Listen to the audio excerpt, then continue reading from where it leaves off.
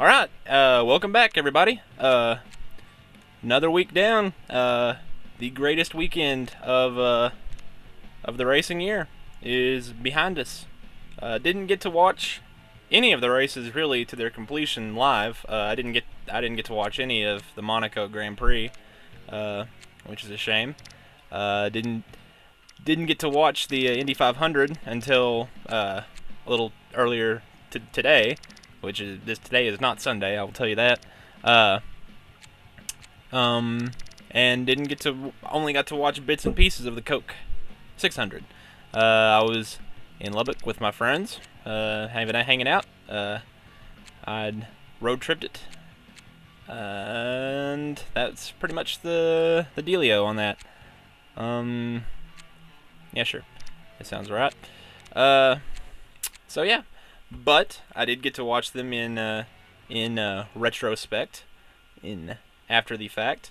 Dang, good finish of the 500, huh? Lots of Indy 500's really fun to race for a race where most of it is a bunch of single file action. I mean, if NASCAR fans got the Indy 500, they'd be ticked like a race like the Indy 500. They'd be ticked to heck because. The Indy 500 is basically a single file stretch in the Daytona 500, but there is just something about the way those cars are going. 220 plus miles an hour, averaging ish that. Just it's just fun to watch those cars go, man. But a crazy finish. Between Ron Hunter-Reay and Elio Castroneves, lots and not lots and lots, but some good passing between those two. And Ron Hunter-Reay came out on top. And the big story of the whole day, well, didn't really seem that way during the Indy 500. They were pretty good about touching on it and then letting it go. Something NASCAR announcers need to learn from various subjects.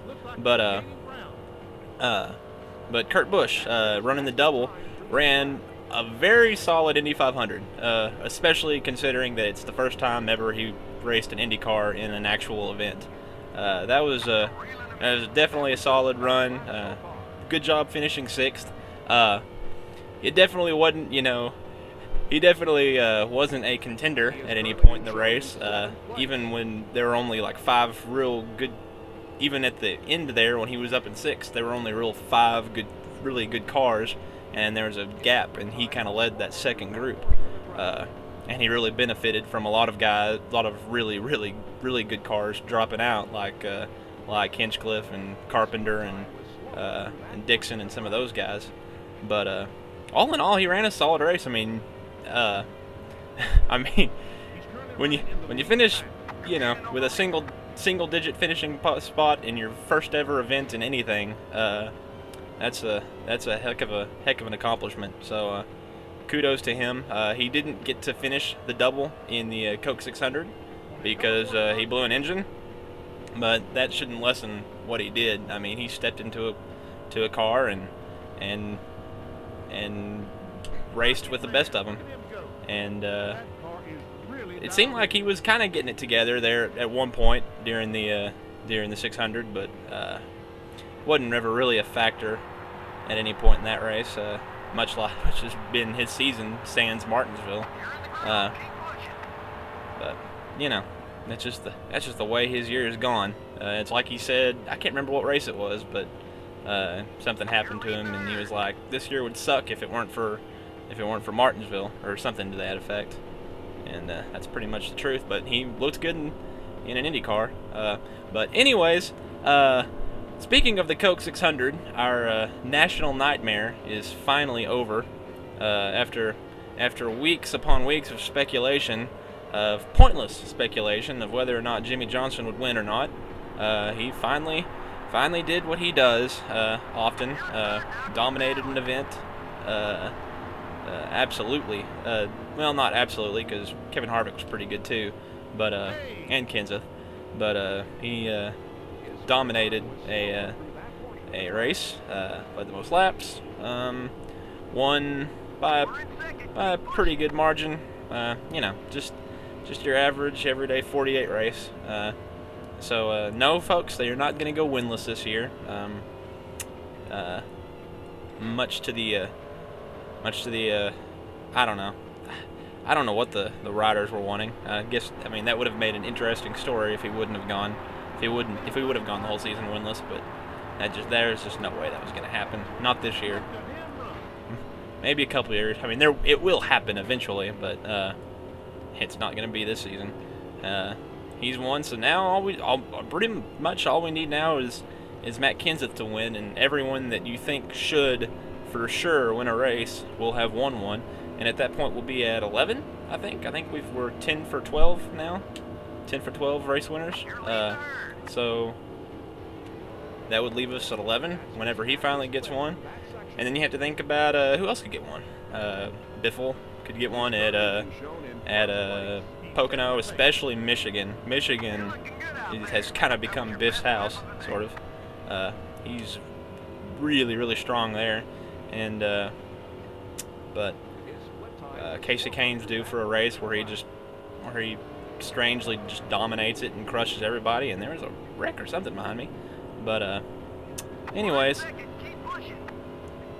But pretty what I did get to see live, and then I kind of just flipped through the DVR of the Coke 600, but seemed like your average, ordinary, really long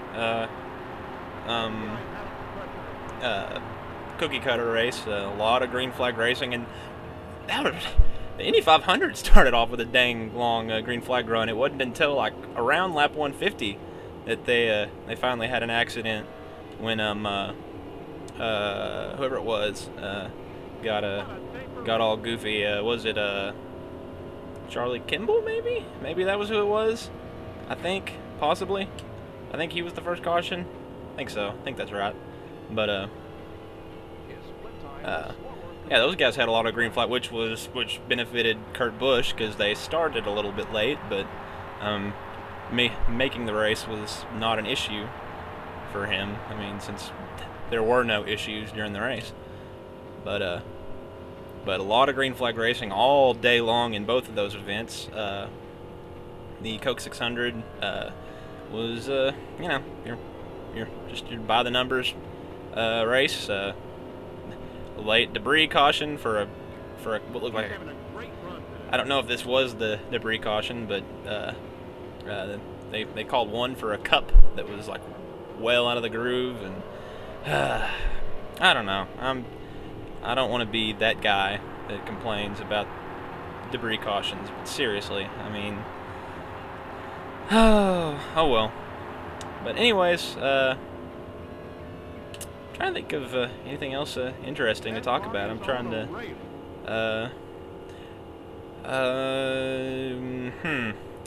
there was some cars going in circles. That happened. There was the early start by Danica and DW saying something to the effect of this is what we know, she can wheel a car, and from there she dropped to the back, which, I mean, that happened to everybody. I mean, it happened to Marcos Ambrose, who I think is one heck of a wheelman, and that happened to some other guys. But yeah, she didn't have a very good weekend. And the Hendrick cars or Hendrick engines are kind of time bombish, and they're, I don't know. It's that camp needs to. They seem to have had a lot of issues, and not really with the Hendrick cars, with the SHR cars. Maybe it's something that they're doing. I don't know what it would be, but I don't know. That's another question for another date. As I'm fully in rambling mode, as I'm trying to hold on to my lead here, coming to the checkers. Looks like I'm gonna get it. Am I gonna hold it? No Ryan Hunter-Ray last lap pass. I'll take it.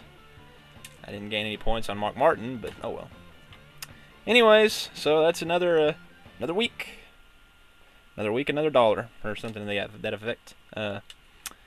I'll catch y'all flip side as the Cup Series goes to Dover. I will try to actually post a preview video this week. I know I haven't done that the last couple of weeks. I've been off my game. I will try to get back on my game. That's it. I'll catch y'all on the flip side. Thank y'all for tuning in. As always, appreciate it. I will catch y'all on the flip side. I think I just said flippy side. Yeah. I should never say that again. J-Mac out.